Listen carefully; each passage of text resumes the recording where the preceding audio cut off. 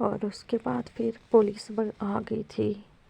Police والوں نے موقع دیکھا، موقع دیکھ کے ہمیں شٹر کھولنے کی اجازت دی ہے. تو اب ہمیں شٹر کھول کے ہی پتہ چلے گا کہ ہمارے اندر کچھ کیش بچا ہے کہ نہیں. اس کے بعد شٹر کھولنے کی تیاری کرنے لگ گئے ہیں. بہت برا ہوا ہمارے ساتھ آج کا دن، بہت بہت برا. اس ٹائم ہماری کنڈیشن ایسی ہے کہ آپ دیکھ بھی نہیں سکتے. میرے چھوٹے چھوٹے بچے آ کے یہاں پہ اس طرح سے ہو گئے ہیں کہ میں اپنا آپ کو بتا ہی نہیں سکتی. تو یہ دیکھیں شٹر کھول دیا ہے، اور شٹر کھولنے کے بعد جو میں نے یہاں دیکھا، جہاں پہ پیسے رکھتے ہیں وہ گلا کہاں پڑا ہوا، اور اس کی کنڈیشن دیکھیں. اس کے بیچ صرف چلر ہی بچے ہیں.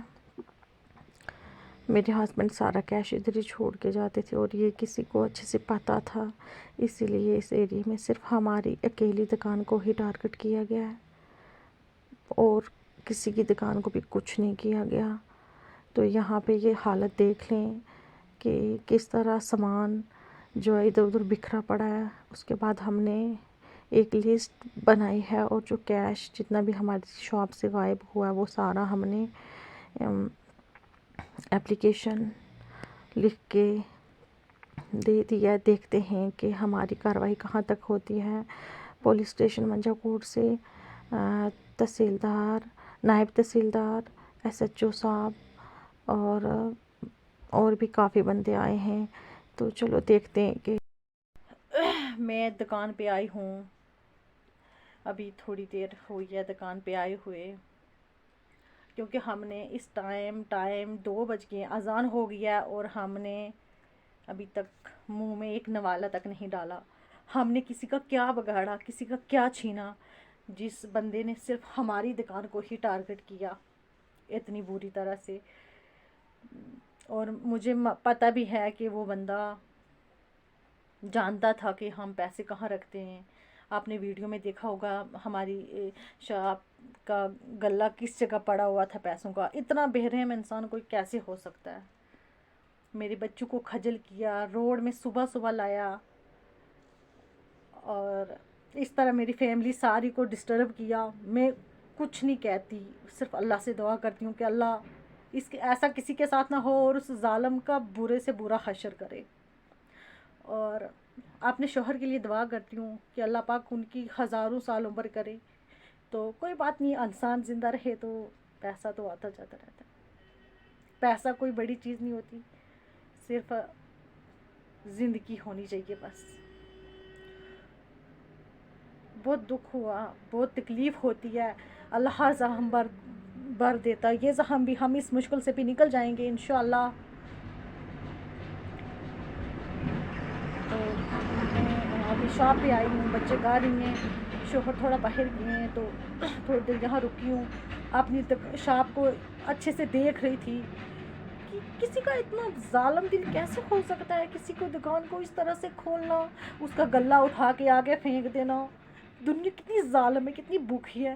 بندے کے پاس کتنا بھی پیسہ آ جائے، کچھ بھی آ جائے، ایک دن یہ سب کا سب ہم نے چھوڑنا ہے. کچھ ساتھ لے کے نہیں جانا، مر جانا ہے ایک دن. اور وہ ظالم کتنا ظالم ہے وہ. اتنی اس نے ہمیں تکلیف دی، بہت زیادہ تکلیف دی. ہم صبح سے جس حالت میں ہیں ابھی تک ہم اسی حالت میں ہیں. تو چلو کوئی بات نہیں، اللہ نے لکھا تھا. شکر گزار ہوں اللہ پاک کی کہ اللہ ہمیں سب کو زندگی دے، صحت دے. میرے شوہر کو زندگی دے، وہ لمبے ہزاروں سال جیے، انہیں تکلیف نہ ہو. یہ والا زخم برنے ہو جائے گا ہمارا، بہت جلد برنے ہو جائے گا. رات کے اندھیرے میں اس طرح آ کے، اور پھر اس بندے کو پتہ بھی تھا کہ یہ پیسہ یہاں رکھتا ہے، گھر نہیں لے کے جاتا. کب تک کھائے گا؟ اگر وہ میری ویڈیو دیکھ رہا ہے تو کب تک تو کھائے گا، کب تک تو کرے گا. تیرا آج بھی برا حشر، کل بھی برا حشر ہوگا. تو ہمیں اللہ دے گا، اور دے گا، بہت سارے دے گا. ہمیں اسی کا ساتھ ہے. جب تک اس کا ساتھ ہے تب تک کوئی ٹینشن نہیں ہے ہمیں، بالکل بھی ٹینشن نہیں.